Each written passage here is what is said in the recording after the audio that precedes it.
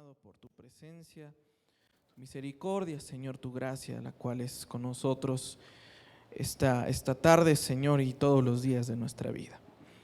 Gracias, Señor, por el privilegio de venir a adorarte, de venir a bendecir tu nombre, a cantarte, Señor. Ahora, Señor, vamos a escuchar tu palabra y rogamos que tu Espíritu Santo sea el que abra nuestros oídos, Señor, para escuchar atentamente, Señor, tu palabra. Nuestra mente, Señor, para poder entender tu palabra, y nuestro corazón para que tu palabra sea sembrada.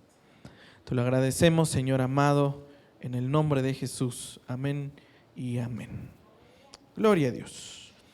Muy bien, mis amados hermanos, pues el tema que quiero tratar con usted esta tarde, le hemos titulado El pan, la copa y la traición. El pan, la copa y la traición. Recuérdese que ya es más de un año que llevamos estudiando Mateo. De hecho ya llevamos prácticamente ya casi para 2 años y ya estamos por acabar, gracias a Dios. Estamos en los últimos días de vida de Jesús. Estamos en los últimos días donde Jesús está en esta tierra antes de ser crucificado, antes de ser entregado. Y si se recuerda, subieron a Jerusalén y en Jerusalén decidieron buscar un lugar para pasar la Pascua. La Pascua era la primer fiesta judía del año, más o menos entre marzo y abril. De hecho, de ahí la tradición, que de hecho la pusieron los cristianos, no los católicos, de la Semana Santa, ¿sí? De ahí la tradición de lo que conocemos como la Semana Santa. Le vuelvo a reiterar, ese no fue un invento de los católicos, fue una tradición de los cristianos para recordar la muerte y la resurrección del Señor.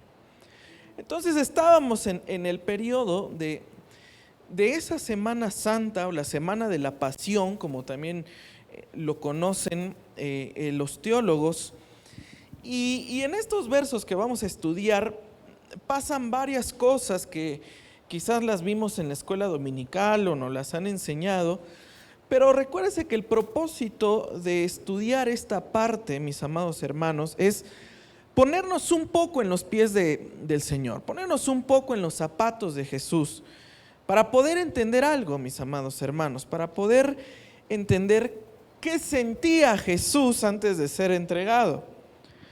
Porque si bien agradecemos al Cordero por lo que hizo por nosotros y adoramos al Señor porque fue a la cruz, sería bueno que en algún momento nos pongamos a reflexionar que Jesús también era un humano en ese entonces, que Jesús también sentía en ese entonces, que Jesús también, mis amados hermanos, estaba en una aflicción como usted y yo podemos entrar cuando tenemos un problema. Entonces, Jesús estaba pasando agonía aquí, mis amados hermanos, para poder entender que el sufrimiento que teníamos que pasar nosotros, para poder entender que el sacrificio que teníamos que pasar nosotros, que la cruz que teníamos que cargar, el Señor la cargó por nosotros, por amor, por misericordia y por gracia.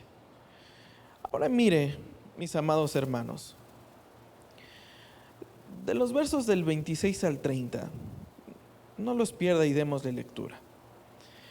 Dice: mientras comían, Jesús tomó el pan y habiéndolo bendecido lo partió y se los dio a los discípulos y dijo: tomen y coman, esto es mi cuerpo.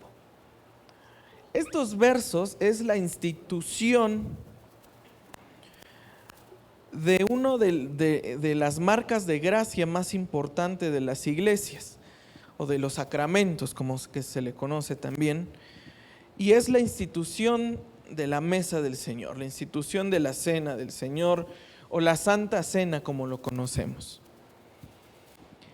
La Santa Cena tiene su origen en una fiesta judía, es verdad.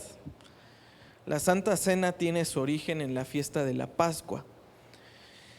La fiesta de la Pascua tiene su origen en el libro de Éxodo con Moisés.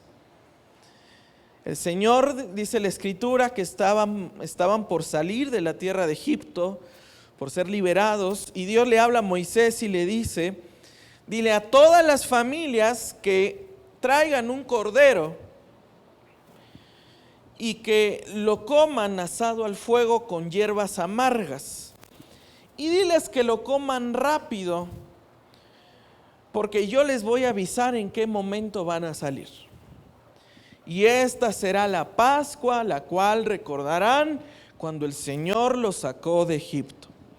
Eso está en el libro de Éxodo, estoy resumiendo bastante, pero bueno, usted conoce ese pasaje.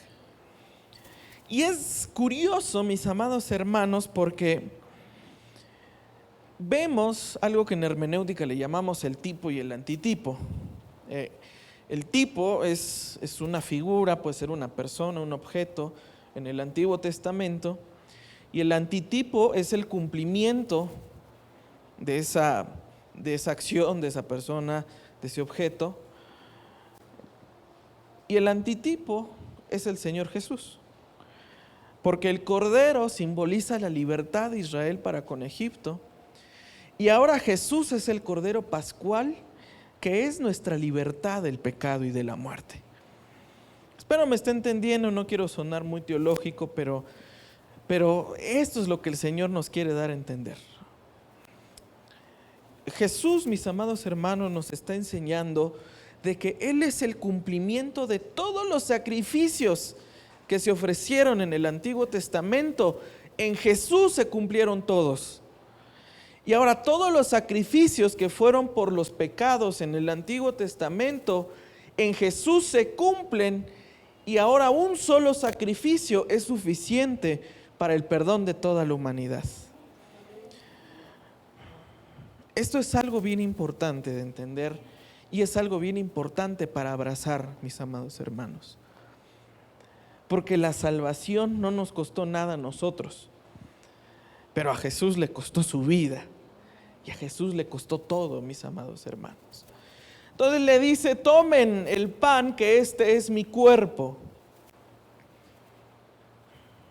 Y tomando la copa y habiendo dado gracias, se las dio diciendo: beban todos de ella, porque esto es mi sangre del nuevo pacto, que es derramada por muchos para perdón de los pecados. El pan simboliza, representa el cuerpo del Señor. Mire, hay varias posturas respecto a la Santa Cena, hasta en eso hay diferencias, ¿no? Algunos le llaman la consubstanciación y la transubstanciación. Ese es más bien es un debate de católicos y luteranos. ¿A qué voy con esto? No sé si usted llegó, bueno, la mayoría yo creo que fueron católicos, ¿verdad que sí? Entonces, suponiendo que era un buen católico, ¿verdad? Porque es un buen cristiano ahora. Suponiendo que era un buen católico, usted iba con el padre y le daba la galletita esa y le decía: esto es el cuerpo del Señor, ¿verdad? ¿Sí se acuerda? Sí, ¿verdad? No niegue su pasado, hombre, no lo niegue. Pero le daba ahí la hostia y usted: sí, padre, que no sé qué, ¿verdad? Ok. La Iglesia Católica cree que el pan literalmente es el cuerpo del Señor. Literalmente. O sea, cuando le dan la hostia, literalmente se está comiendo el cuerpo del Señor. Después hubo un debate con Martín Lutero donde decía que el pan no era el cuerpo del Señor. Y aquí era la transubstanciación. La transubstanciación significa que después de bendecir los elementos, ahora sí se convierten en el cuerpo y la sangre del Señor. O sea, antes de orar no era nada, solo era pan y vino. Después de orar, los luteranos creen que sí efectivamente se convierte en el cuerpo y la sangre del Señor. Está una tercera posición, que es la posición representativa, que es la que al menos abrazo yo. Que el pan y el vino solo representan el cuerpo del Señor. No son literalmente ni se convierten después de bendecirlo. Cada mes que participamos de la mesa del Señor representa el pan y representa el vino, el cuerpo y la sangre del Señor. Pero no son ni serán literalmente, porque Jesús ya murió en la cruz, ya derramó su sangre y ya resucitó en gloria. Entonces, cada que participamos de la mesa del Señor, recordamos su sacrificio con estos elementos, y los elementos son representación del cuerpo y de la sangre del Señor. ¿Me entienden? Muy bien, porque le voy a hacer examen, no se crea. Al respecto, entonces, Jesús dice que después de beber la copa, ahora entran en un nuevo pacto. Eso lo dice la Escritura, donde dice el libro de los Hebreos que ese pacto, mis amados hermanos, tiene mejores promesas que el anterior. Y aquí Jesús está citando al profeta Jeremías en el capítulo 31, del 31 al 34. Léalo después usted en su casa. Ese capítulo de Jeremías es uno de los capítulos más maravillosos de toda la Escritura, porque es una ventana al Nuevo Testamento, es una ventana acerca de lo que habría de venir, mis amados hermanos. Jeremías 31 dice que ahora la ley del Señor no iba a estar escrita en piedra como con Moisés. Si se acuerda que dice la Escritura que subió al monte, el Señor le dio las tablas, después dice que bajó, se enojó y las quebró con el pueblo y tuvo que volver a subir hasta que le dieron otras tablas. Entonces Jeremías dice que el Señor ya no iba a dar la ley al pueblo en forma de tablas, sino que ahora iba a estar escrita en su corazón, para que en su corazón obedecieran y guardaran los mandamientos del Señor, y que ahora el Señor va a ser su pastor de su pueblo, y su pueblo no se iba a apartar de ellos. Esa es una promesa, mis amados hermanos, que apunta al nuevo pacto. Un pacto con mejores promesas, donde ahora el Señor no nos exige obedecer las tablas de la ley, sino que ahora, por medio de su Espíritu Santo, pone en nuestro corazón el querer como el hacer, y ahora la obediencia a la ley de Dios es una obediencia por amor, es una obediencia por gratitud, y es una obediencia por lo que Dios hizo por nosotros para salvarnos. Esa debería de ser la relación del cristiano con la ley ahora. No se obedece la ley porque Dios me va a castigar, no se obedece la ley porque Dios me va a mandar al infierno si la rompo. No, uno obedece la ley porque Dios me ha salvado, me ha limpiado de mis pecados, y yo en agradecimiento correspondo en una obediencia con amor y en gratitud por el sacrificio de Jesús en la cruz. Es lo que el nuevo pacto nos quiere enseñar, mis amados hermanos. Es lo que el nuevo pacto nos quiere dar ahora a nosotros.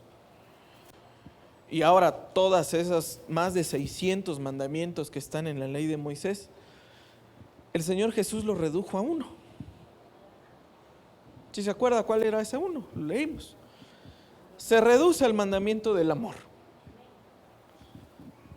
Porque dice la Escritura que el que tiene amor, entonces ya cumplió toda la ley. Le voy a poner un ejemplo. El que tiene amor no habla falso testimonio. O sea, lo protege. El que tiene amor va a honrar a sus padres porque ama a sus padres. No los obedece porque simplemente son sus padres y ya. El hecho de amarlos provoca honrarlos y obedecerlos. ¿Me entiende? El que tiene amor no codicia, sino que se goza por los logros de los demás. Si el hermano tiene un mejor trabajo, un mejor carro, una casa, se va de vacaciones, usted no tiene envidia, no codicia eso, sino que se alegra porque ama a su hermano y ama los triunfos que tiene, ¿verdad? No escucho muchos amenes ahí, pero esperemos que se goce por los logros de los demás. El que ama a su cónyuge no comete adulterio, porque lo ama. No está esperando, híjole, no me vaya a caer Dios porque hice tal cosa. No, simplemente porque lo ama incondicionalmente no comete adulterio. Y así, si usted mira los 10 mandamientos y los contrapone con el amor, los 10 sí se pueden cumplir si la persona tiene amor en su corazón. Por eso el Señor reduce todo al amor. Y de eso se trata el nuevo pacto. Un pacto de amor, un pacto de gracia, un pacto de misericordia. Ese es el nuevo pacto para nosotros, mis amados hermanos. Entonces les dice el Señor, les digo que ahora, desde ahora no beberé más de este fruto de la vid, hasta aquel día cuando lo beba de nuevo con ustedes en el reino de mi Padre. ¿Sabe algo? La institución de la Santa Cena, usted y yo, cada mes, cada que participamos de la mesa del Señor, estamos recordando, como dice el apóstol Pablo en Corintios 11, recordamos la muerte y la resurrección del Señor hasta que Él venga. Pero Jesús no ha participado de la Santa Cena desde que ascendió a su trono. No lo ha hecho. Porque Jesús les dijo a sus discípulos, a sus apóstoles, hasta que venga el reino de mi Padre, yo me voy a volver a sentar con ustedes y vamos a participar de esta mesa. En pocas palabras, mis amados hermanos, va a llegar un día donde la Santa Cena no va a ser un recordatorio de lo que Jesús hizo, sino que la Santa Cena, mis amados hermanos, en el reino de Dios, en este anuncio escatológico que da, el Señor Jesús se va a sentar a la mesa con usted y conmigo y va a participar del pan y el vino con nosotros. Es la promesa escatológica. Dele un aplauso al Señor si se lo quiere dar.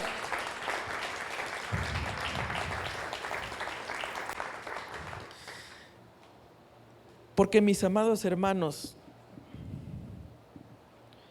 el Señor prefirió sufrir para que usted y yo viviéramos en su gracia, en su amor, en su misericordia. Mientras el Señor Jesús estaba en plena agonía porque ya iba a ser entregado, Él estaba entregando a nosotros las bendiciones del reino para que Él cargara con nuestro sufrimiento. Lo que los teólogos le llaman el glorioso intercambio. Yo, pecador, le imputo mi pecado a Jesús. Y Jesús, el justo, imputa su justicia a mi vida. Y por la obra de Jesús, yo soy declarado justo delante de Dios. No por mis obras, sino por las obras de aquel que me amó primero. Le hemos entregado nuestro pecado y Jesús nos ha entregado su gracia y su justicia, para que ahora vivamos y participemos en amor de todas aquellas bendiciones del nuevo pacto, para que usted y yo vivamos en plenitud de su gracia y de su misericordia. Y dice la Escritura, y después de cantar un himno, salieron hacia el monte de los olivos. Pues porque cantamos en la Santa Cena. Es algo que el Señor hizo. En esos tiempos se tenía acostumbrado cantar salmos, lo que le llaman los cánticos del ascenso gradual. Ahí son una serie como de 20, 25 salmos que se acostumbraban a cantar en la Pascua como parte de esa tradición, ¿verdad? Como en la posada, ¿verdad? Como en la posada que ahí van tocando y ahora, perdón. Sí, ¿verdad? ¿Se acuerda? Bueno, yo me acuerdo y son recuerdos bonitos, ¿verdad? No estoy satanizando nada, pero... Y ahí estaba, haga de cuenta que la Pascua era algo así. La Pascua era algo así, pasaban, cantaban, entonaban unos himnos, participaban del Cordero y recordaban y le daban gracias a Dios porque el Señor los sacó de Egipto. Pero Jesús no acaba ahí, no termina ahí, sino que dice la Escritura que se fueron hacia el Monte de los Olivos. ¿Sí se acuerda el Monte de los Olivos? ¿Qué pasó? Ahí el Señor dio el discurso escatológico de Mateo 24. Ahí el Señor dio su discurso acerca del fin de los tiempos y Jesús decide, junto con sus discípulos, irse para allá. Entonces dicen de los versos del 31 al 35, entonces Jesús dijo: esta noche todos ustedes se apartarán por causa de mí, pues escrito está: heriré al pastor y las ovejas del rebaño se dispersarán. Pero después de que yo haya resucitado, iré delante de ustedes a Galilea.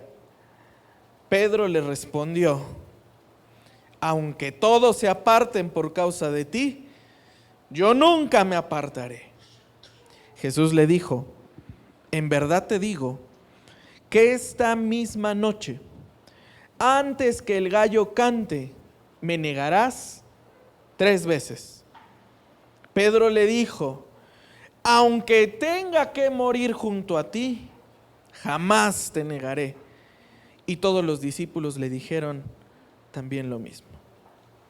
Estos versículos nos dejan una enseñanza bien importante. Y es muy sencillo. No se comprometa a cosas que no pueda cumplir. Tan sencillo como eso. Porque creo que todos conocemos la historia de lo que pasó con Pedro, ¿verdad? Pedro, el primero, como el más envalentonado de los discípulos, diciendo: Señor, yo no me voy a apartar de ti. Si vienen ejércitos y cosas, no, yo no. Estos sí, pero yo no, Señor. Y Jesús me imagino a Jesús con ojos de amor, diciéndole: Pedro, entiende que te vas a apartar de mí. Leon Morris, un teólogo australiano, de los más grandes eruditos que el Señor nos ha dado en su comentario acerca de Mateo, menciona que el gallo, siempre nos hemos imaginado el animalito, ¿verdad? Pero no, era un toque de trompeta militar que hacían los romanos cada cierto tiempo. Así como el gallo creemos que le atina a la hora y canta cada cierta hora, más bien era un toque de trompeta romano, que así le llamaban. El canto del gallo era una trompeta de carácter militar. Entonces es lo que Jesús le estaba diciendo: antes de que los romanos 3 veces den el toque militar, tú ya me negaste, Pedro. Tú ya me negaste. Pero Pedro le vuelve a insistir, ¿verdad? Yo no te voy a dejar, Señor.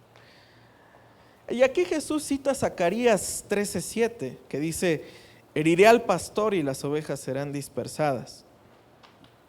¿Sabe esto qué quiere decir? Jesús subraya la inminencia de ser entregado. Los discípulos, por más que lo amaran, por más que lo defendieran, no se podía evitar la muerte de Jesús. Porque mire, esto se lo he dicho, pero se lo vuelvo a recordar. Si Jesús venía a la tierra, moría en la cruz y resucitaba sin hacer ningún milagro, su ministerio se cumplió. Si Jesús hubiese venido a la tierra, hacía muchos milagros, pero no moría y no resucitaba en la cruz, su ministerio no se cumplió. que los milagros autentificaban el mensaje, pero no eran el propósito del ministerio de Jesús. Jesús les estaba diciendo, es necesario que muera y no lo pueden evitar.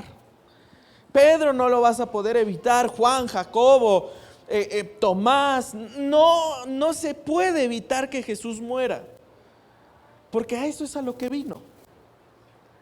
Por más que digan que lo aman, por más que digan que lo van a defender, era inevitable la muerte en la cruz. Y eso es bien importante, mis amados hermanos, porque por eso Jesús dice, desde antes ya estaba escrito, heriré al pastor de las ovejas y las ovejas serán dispersadas.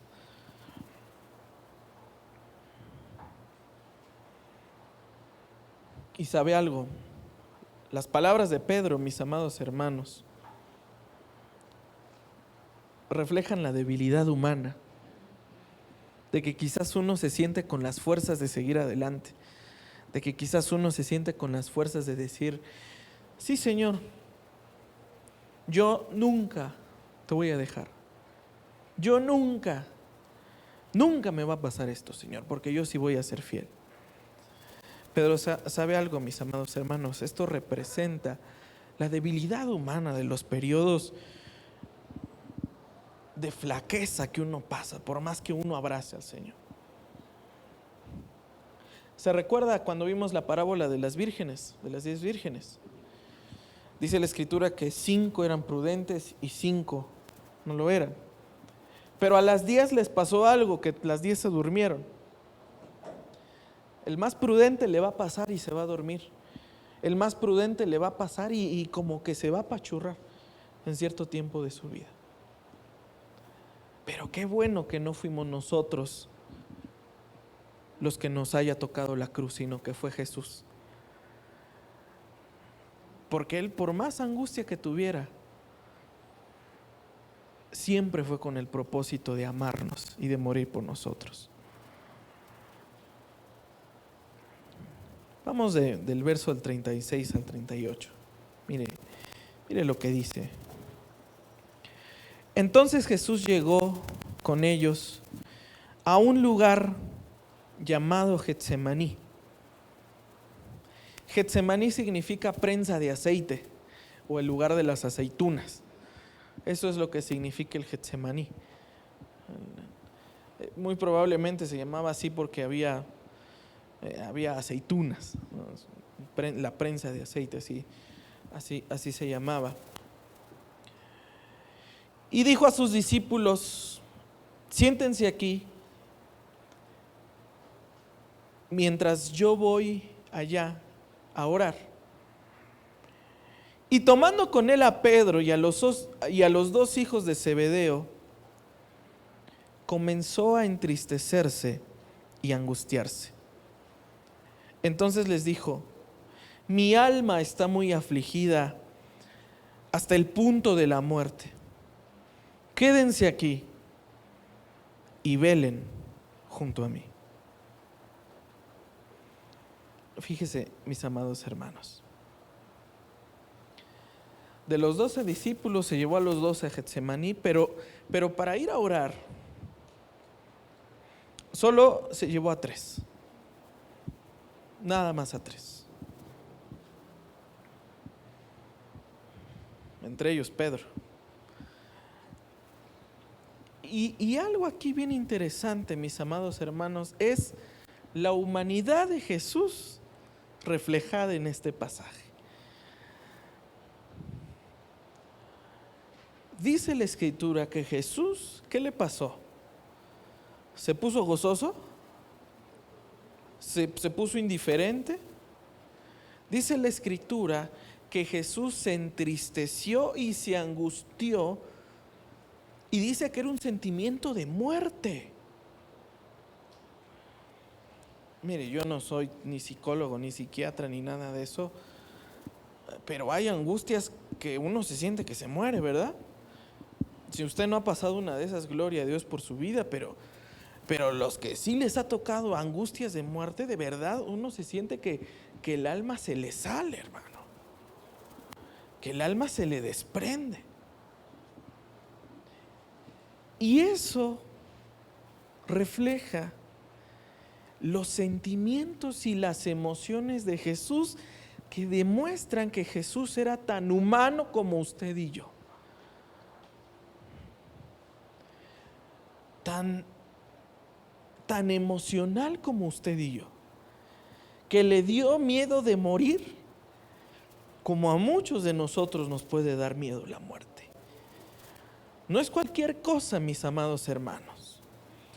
Se llevó Pedro a Santiago y a Juan y dice que la agonía espiritual era enorme, mis amados hermanos, porque Jesús ya sabía que iba a morir. Y sabe algo, nuevamente leyendo a Leon Morris acerca de estos versículos, él hablaba de que el sufrimiento de Jesús, el miedo del sufrimiento, no solamente era el sufrimiento físico, sino que al cargar con el pecado de la humanidad, el sufrimiento iba a ser que temporalmente iba a ser separado de su Padre. Por eso, ahí en la cruz, adelantándome un poquito, Jesús dice las palabras: Padre, ¿por qué me has abandonado? ¿Sabe por qué? Porque al cargar con el pecado de toda la humanidad, y eso lo dice la Escritura, que el pecado provoca separación de Dios. Jesús, al cargar el pecado de la humanidad, se separó de su Padre. Y eso era algo que nunca había pasado. Dice Isaías capítulo 53, y esto lo he enseñado en el seminario, se lo he enseñado a usted, pero se lo vuelvo a recordar. Cuando habla del capítulo del siervo sufriente, dice que fue Dios mismo quien quebrantó a su siervo por causa del pecado. Y aquí es donde se cae el estilo de evangelizar, romantizando la cruz, diciendo que el Padre estaba llorando cuando Jesús estaba en la cruz y que los ángeles estaban llorando cuando Jesús estaba en la cruz. Eso no es verdad. Isaías 53 y Romanos capítulo 3 enseñan que Jesús, mientras estaba en la cruz, su Padre lo juzgó y quebrantó a su propio Hijo por causa de nosotros. De esa magnitud era la separación. Su Padre lo estaba juzgando por el pecado de toda la humanidad y derramó su ira sobre su Hijo para que sobre usted y yo derramara su gracia y su misericordia.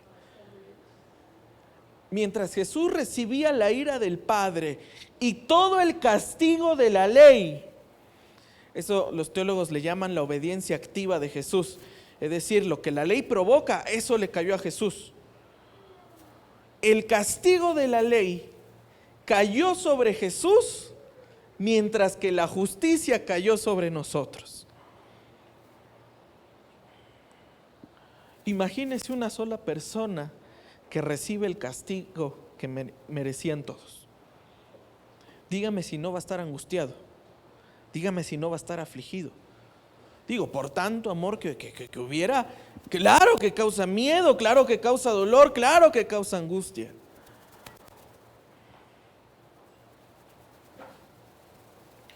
Por eso dice un himno compuesto por John Smith. Una de las frases que más a mí me fascinan de ese himno es: ahora fue satisfecha la ira de Dios en Cristo. Es decir, Dios derramó en Jesús toda su ira para satisfacer esa necesidad de justicia en Jesús, para que usted y yo no fuésemos castigados. Mire, para mí esta parte de la teología es mi favorita. La teología de la salvación para mí es la más maravillosa de toda la teología. Porque entender cómo funciona la salvación y todo lo que Jesús pasó para que yo no sufriera, eso debería de provocar en nuestro corazón un corazón de adoración y agradecimiento a Dios.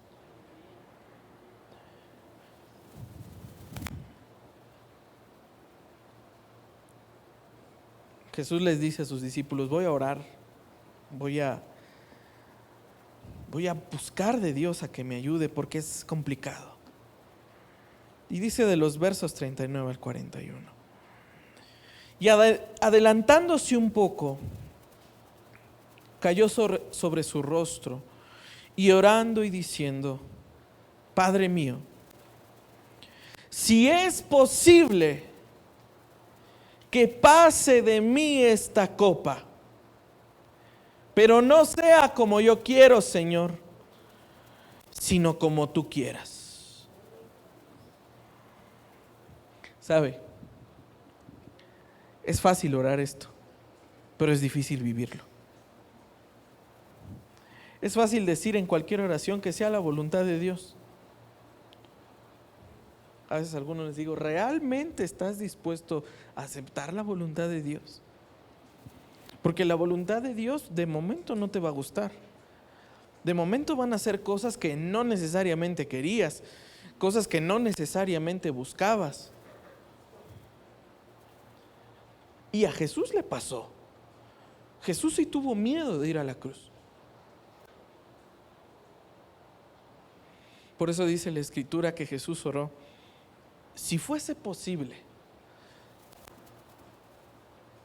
que no vaya a la cruz, Señor. Pero Jesús reconoció una cosa y dijo: pero Señor,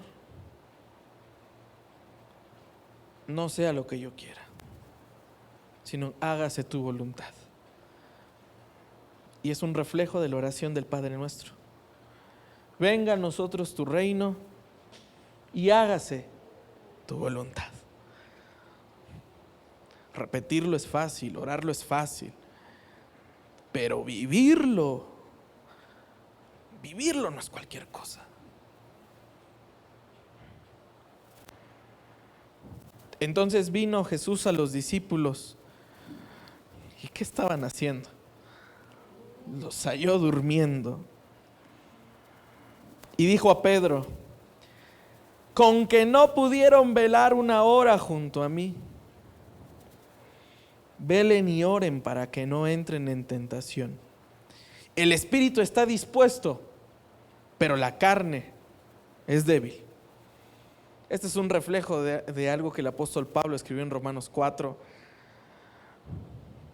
Lo que quiero hacer, no hago, y lo que no quiero hacer, eso es lo que termino haciendo. Una hora de oración solo les pidió el Señor.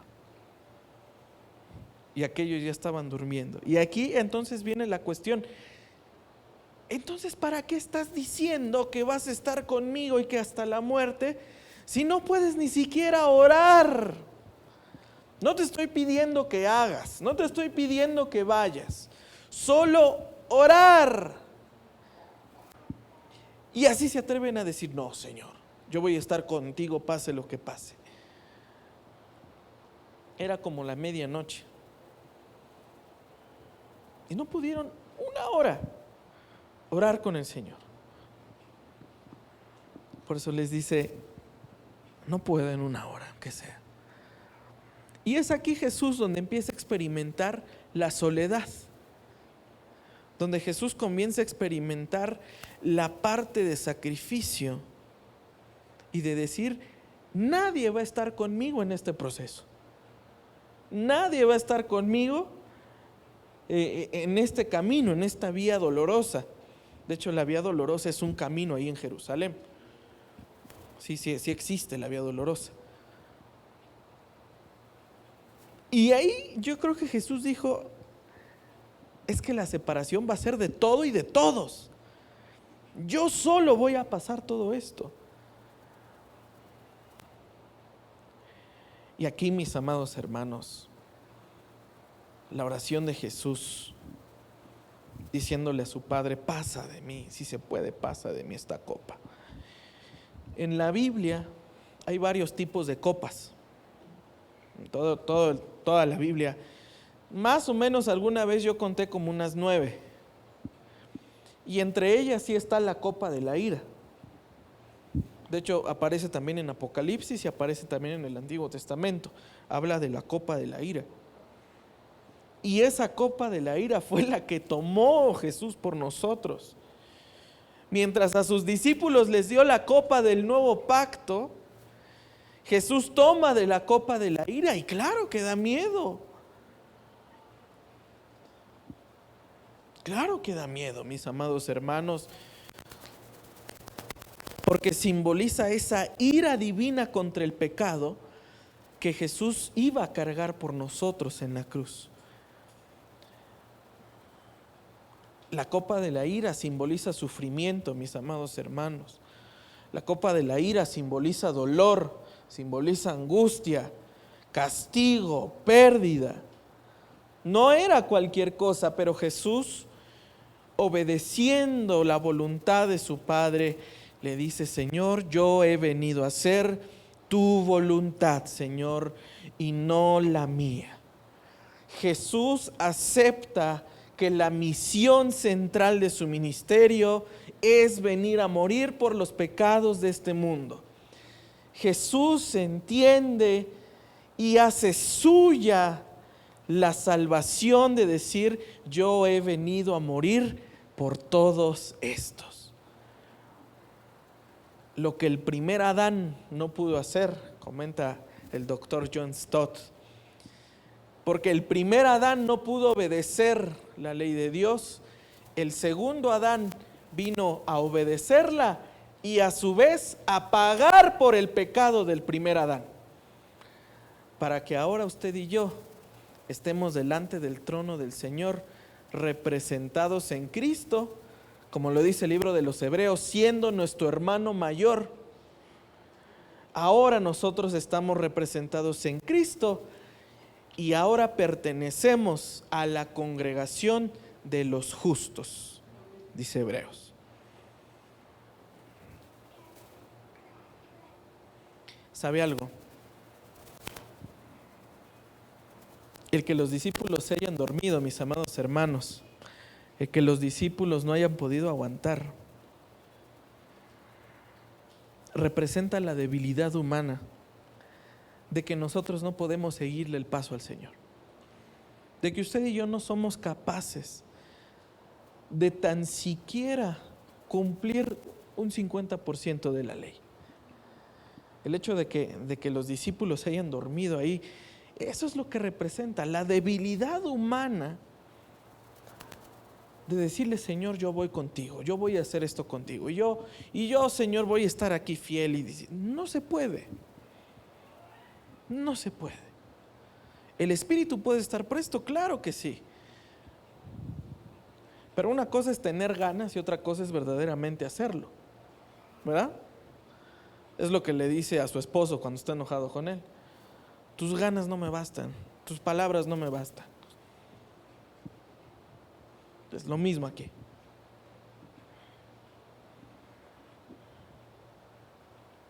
Por eso la Escritura, mis amados hermanos, nos llama a tener el esfuerzo, porque no lo vamos a lograr, pero el esfuerzo. Y cuando nuestras fuerzas se acaben, dice el apóstol Pablo: porque entonces cuando soy débil, entonces soy fuerte, porque entran las fuerzas del Señor por nosotros. Es la debilidad de la carne, mis amados hermanos. A pesar de la mejor intención, no se lograron mantener despiertos. Y además, mis amados hermanos, esta escena subraya la importancia de la oración como un medio importante para aprender a resistir la tentación y mantenerse fieles durante la prueba. La vigilia, mis amados hermanos, representa eso. El aprender a orar en circunstancias difíciles nos mantiene firmes y nos mantiene fieles durante la prueba. Hay dos tipos de personas durante la prueba: los que piensan que ahí se quedaron y los que aprenden a esperar en Dios. ¿Por qué unos la prueba la pasan sí con dolor, sí con angustia, sí con sufrimiento, pero cuando salen uno los ve bien, mis hermanos? Mire, aquí en esta congregación conozco a algunos de ustedes que han pasado pruebas de las buenas, de esas que uno dice, no, ya de esta sí, ni trayendo a Miguel se va a levantar. Y salen y uno los ve bien, hermanos. Y hay otros, no de aquí, gracias a Dios, de Marte, donde les llega la prueba un momento y no la aguantan. No la aguantan. Dejan de congregarse, dejan de buscar a Dios, dejan de ser fieles a Dios, dejan de servir. Mis amados hermanos, es cuando más uno necesita estar a los pies de Cristo. Es cuando más uno necesita de Dios. Es cuando más uno debe de ser fiel a Dios. Señor, no tengo fuerzas, pero vengo a adorarte hoy, Señor. Señor, estoy enfermo, pero aquí estoy y vengo a adorarte. La familia está mal, Señor, pero yo contigo, Señor, quiero estar bien.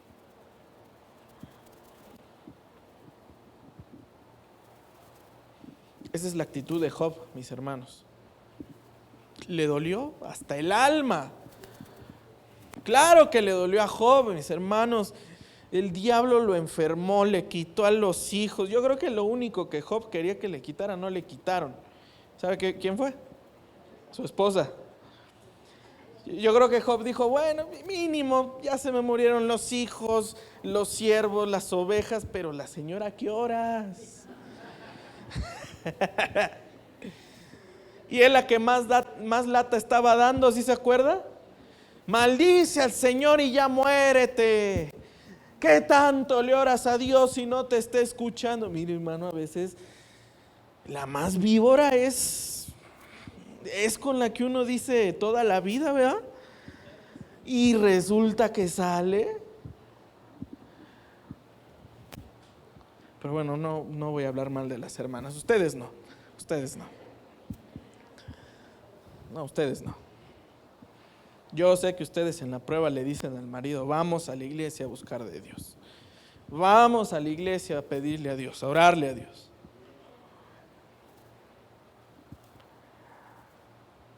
La importancia de la oración, mis amados hermanos, en tiempos difíciles.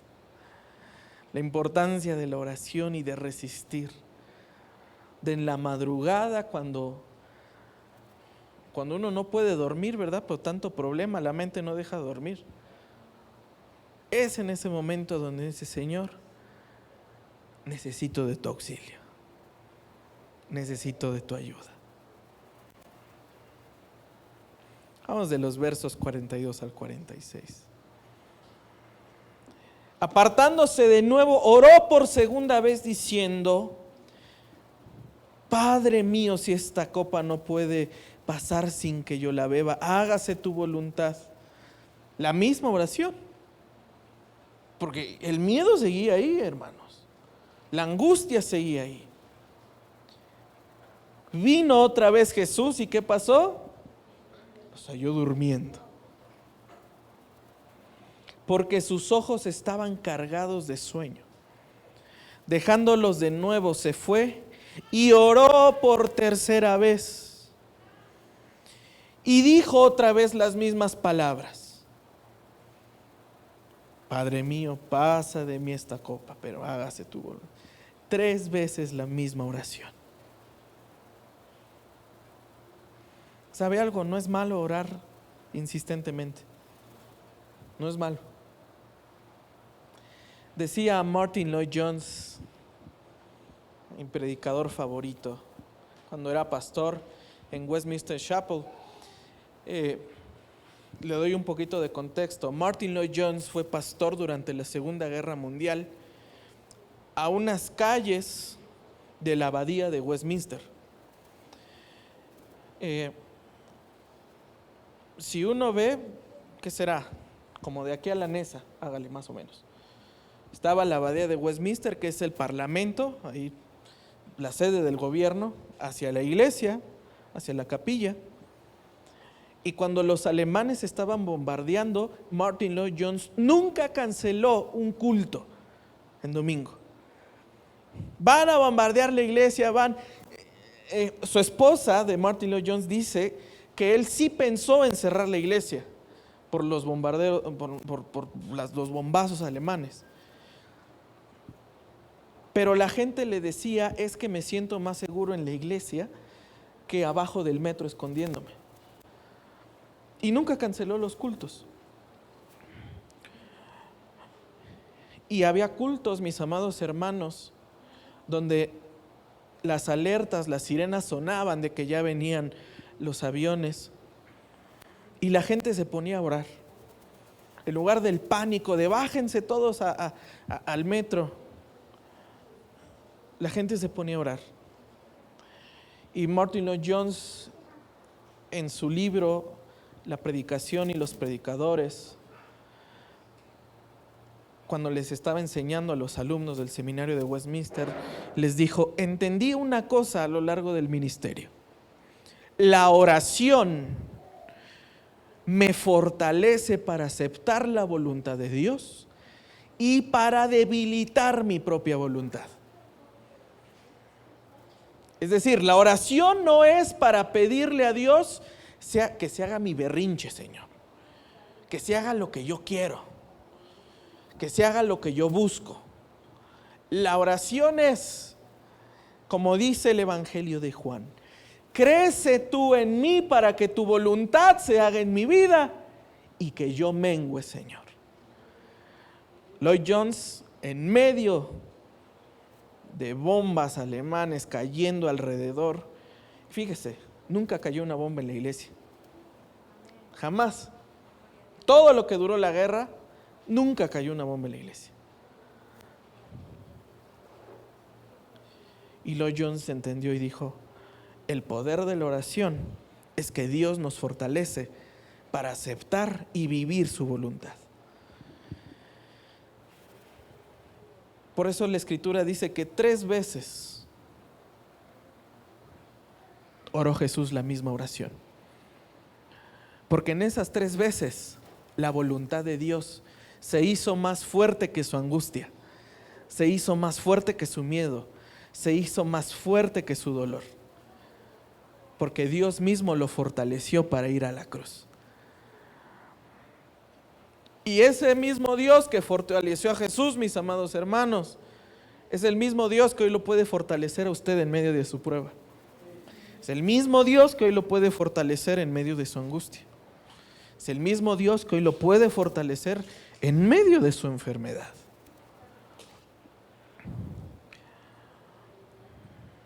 Así es que, amados hermanos, no desistamos y no nos caigamos.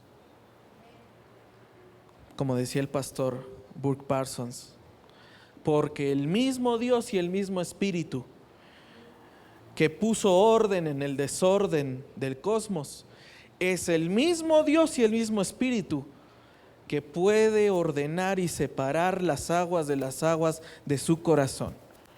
Es el mismo Dios que puede traer luz a las tinieblas de su corazón. Sigue siendo el mismo Dios. Y dice la Escritura, Jesús vino a los discípulos y les dijo, ¿todavía están durmiendo y descansando? Vean, la hora ha llegado y el Hijo del Hombre es entregado en manos de pecadores. Levántense y miren, está cerca el que me entrega. ¿Y sabe de quién estaba hablando? ¿Quién estaba llegando? Judas estaba llegando ahí. Miren, mis amados hermanos,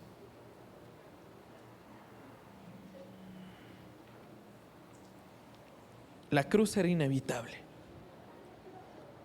Hay problemas que van a ser inevitables, mis hermanos.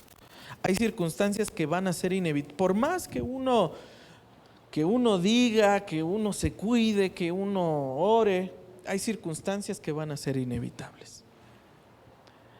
Pero en medio de eso, lo que sí podemos cambiar es la actitud que vamos a tener para enfrentar ese problema. Y eso como cuesta trabajo, ¿verdad? Decía el doctor Viktor Frankl, que fue un superviviente de la Segunda Guerra Mundial de los campos de concentración. Hizo un bestseller que hoy en día sigue siendo muy leído, con un libro que se llama El hombre en busca del sentido. No sé si ha tenido alguna vez la oportunidad de leerlo, y si no, pues después de la Biblia sería una buena lectura recomendada. El hombre en busca del sentido. Y Viktor Frankl era un psiquiatra judío que sobrevivió a los horrores de los campos de concentración alemanes. Y en su libro tiene una frase que es de las más citadas de ese libro: que la última libertad del hombre es la actitud que tiene para enfrentar el problema. Y esa última libertad del hombre nadie se la puede quitar.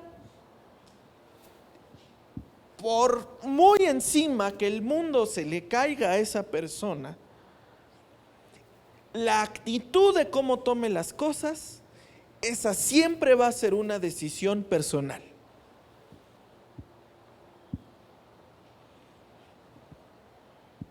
Y es lo que Jesús aquí nos está enseñando. El haber orado en el Getsemaní le dio la fuerza y la fortaleza suficiente a Jesús para tener una buena actitud mientras era entregado a los romanos y mientras estuvo en la cruz hasta que resucitó. Como dice la Escritura, como cordero que no abrió su boca. Esa fue la actitud que Jesús tuvo. ¿Qué es lo que Jesús nos enseña a la luz de todo esto? Pueden venir sufrimientos, pueden venir problemas, pueden venir angustias, enfermedades y un montón de cosas. Pero lo que siempre nos va a sacar adelante es la oración y la fortaleza que recibimos en Dios en la intimidad de la oración.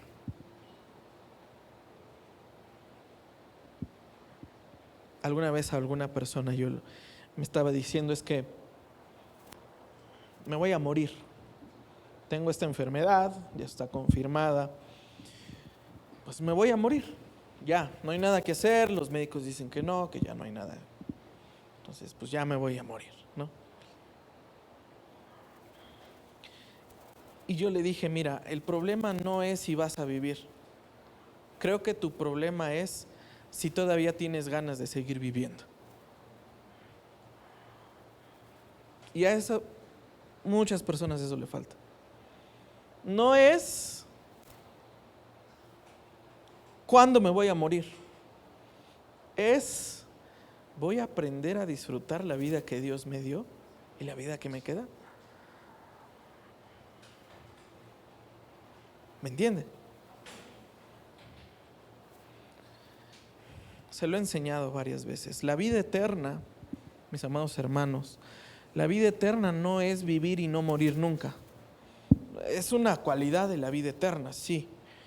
Pero la vida eterna es aprender a tener una calidad de vida en Cristo, aprendiendo a vivir gozoso en Él y en amor con Cristo. Y si usted aprende a vivir así, va a vivir para siempre. Porque vivir para siempre y vivir enfermo, eso no es vida, ¿verdad? Vivir para siempre y vivir angustiado, eso no es vida. Es mejor que uno se muera. Vivir para siempre y vivir con problemas, eso tampoco es vida, eso no es vida eterna. Eso es muerte en vida eterna. Pero cuando usted y yo aprendemos a vivir en la abundancia de la vida y en el gozo de la vida de Cristo, entonces aquí en esta tierra podemos disfrutar desde ya el gozo de la vida eterna. Porque Cristo sufrió por nosotros para que usted y yo viviéramos para siempre en vida eterna. Dice amén. Gloria a Dios. Póngase de pie.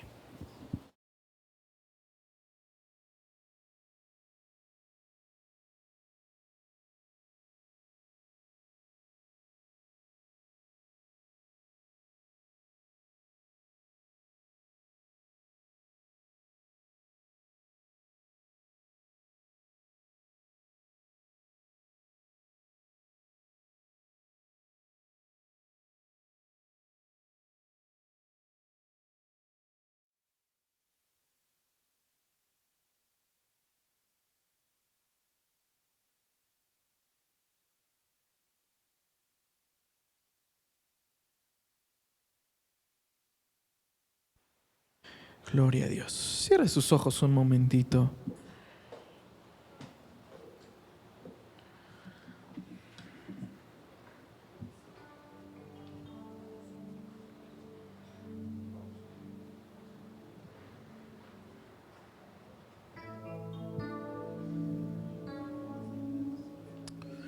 Cierre sus ojos un momento y reflexione, amado hermano, todo lo que Jesús ha hecho por nosotros.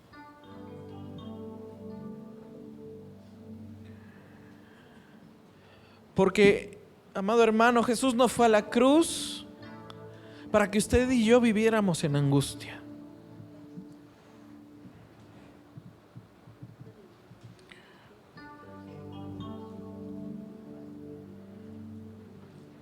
Jesús fue a la cruz para que usted y yo tuviéramos vida en abundancia, mis amados hermanos.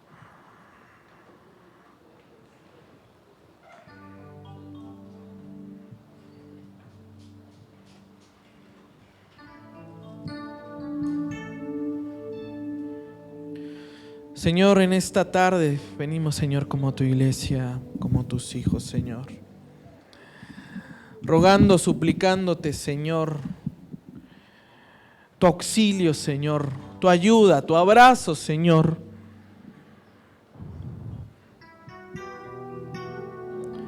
Pidiendo, Señor, que tu vida de abundancia sea, Señor, en nosotros.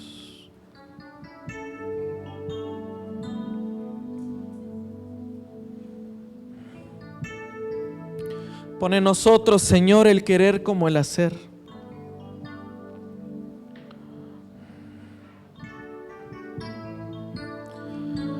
Pone en nosotros, Señor, la vida eterna, la vida en Cristo.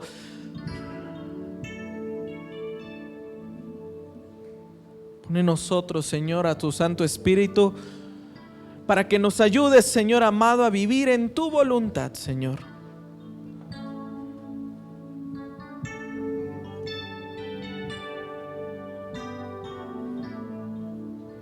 Pone en nosotros, Señor, tu corazón. Pone en nosotros, Señor, al Cristo resucitado, para que nuestra vida resucite una vez más, Señor.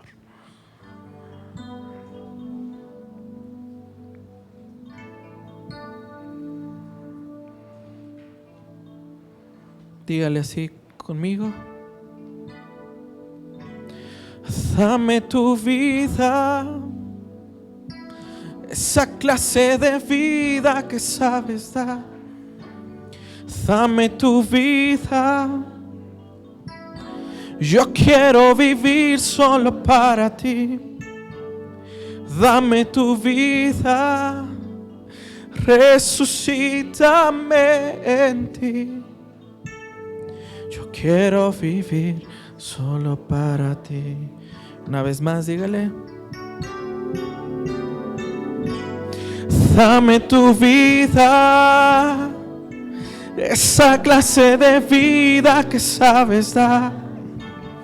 Dame tu vida. Yo quiero vivir solo para ti. Dame tu vida. Resucítame en ti. Yo quiero vivir solo para ti.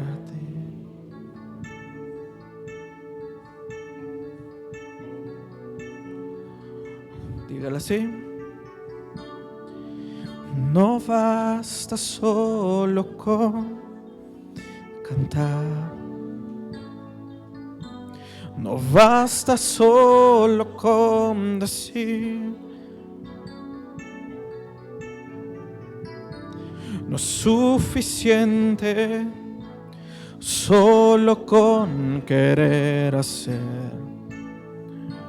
Es necesario morir. No basta solo con soñar. No basta solo con pedir.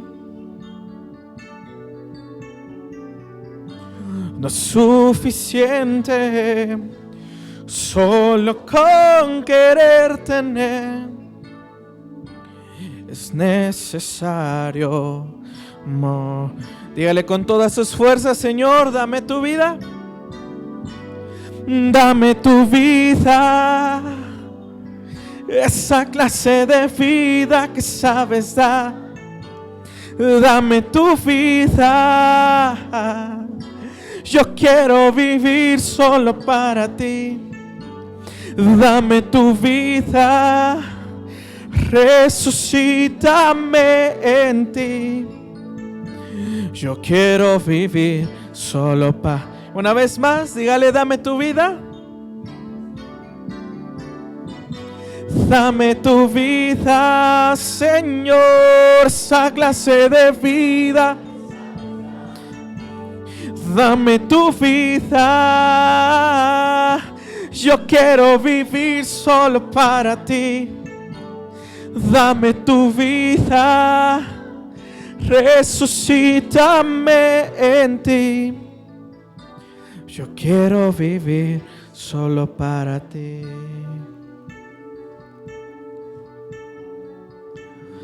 Yo quiero vivir solo para ti.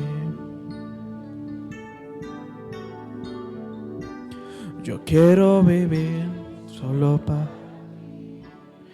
Padre, en el nombre de Jesús, Señor, gracias te damos, Señor amado, por tu palabra, Señor.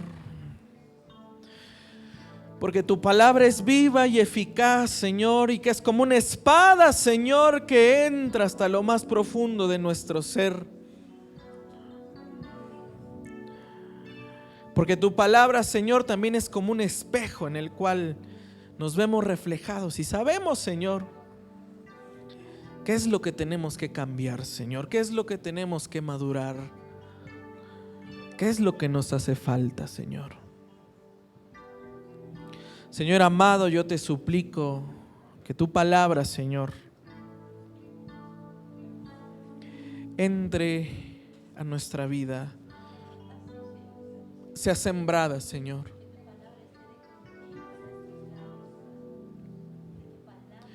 Y que dé, Señor, fruto al 100%. Que crezca, Señor, como un árbol y que se haga, Señor, como lo dice la Escritura. Que sea como una sombra para los cansados, Señor. Y que tu palabra, Señor, sea como fortaleza para los demás. Correremos a ti, Señor, a nuestra torre fuerte, nuestro refugio. Gracias, Señor amado.